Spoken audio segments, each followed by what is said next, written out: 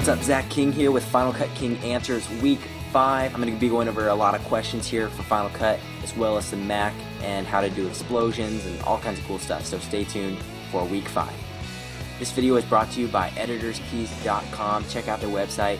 Some of their customers actually include BBC, Universal, and MTV.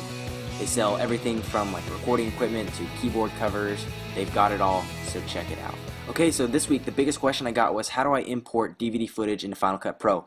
Well, I use MPEG Streamclip as well as Handbrake. These are two free programs that you can go download. I've got the links on my website and the resource page, finalcutking.com. You can also use the program Cinematize and DVD XDV, and those are all great programs to get your DVDs into Final Cut Pro with any format that you want. How did I do the fire explosion in the replay video? Well, if you haven't seen the video, click here and you'll know what I'm talking about. And also, how did I change shirts? I'll actually explain the shirts effect in another video. And the fire explosions, though, what I did is I went to a website called Detonation Films. Basically, they've got a lot of free stuff there, as well as stuff you can buy, and it's pre-keyed elements like explosions. So I think I grabbed probably this explosion here, downloaded that, and then in the Final Cut timeline, I keyed out the explosion and then put it over my footage and sized it where I wanted, and then you've got an explosion. You can also adjust the light later in motion and make it look like the explosion light is coming out of my face. That's a whole nother tutorial, but you get the gist of it. So I'll be doing a tutorial more intense, more in depth on that kind of effect in late September. Victor wanted to add me as a friend on Facebook. Well, Victor, I've added you today. Only for you, Victor.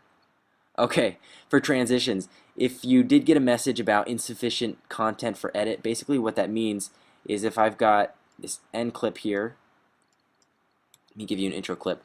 You saw what I just grabbed. There's no end data here and there's no beginning data. Basically what that's called is handle. So if you get that message, it means that your clips do not have enough media at the beginning or the end of the transition. And so if I try to drag a cross dissolve right here, it's not going to work because there's not enough space or handles. So if I go to my roll feature, you can see that it was at the end of a clip and I need to drag it over to give it more room. Sound effects. Where do I get my sound effects? And I'm going to tell you a couple more next week and a couple places you can get free music.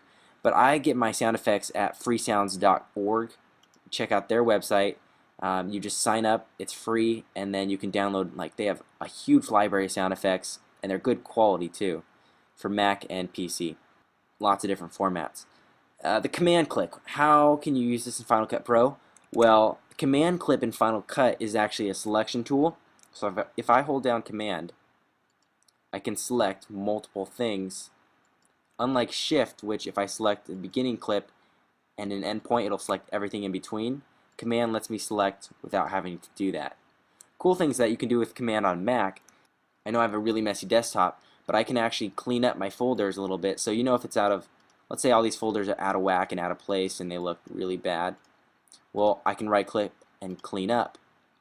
Or if you hold command while you're adjusting, they'll slide right into the nearest spot to be cleaned up as you move them.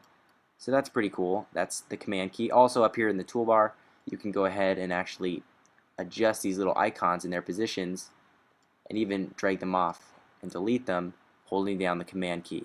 Write me on Facebook. That's where I answer most of my questions from, and also during the week I'll answer right on Facebook. So check out my Facebook page. Also check out the Facebook page of editorskeys.com because they brought you this video today. Check out their website for a lot of cool products that I know you editors are going to love. I'm Zach King with FinalCutKing.com, and I'll see you next week with the Final Cut King Q&A.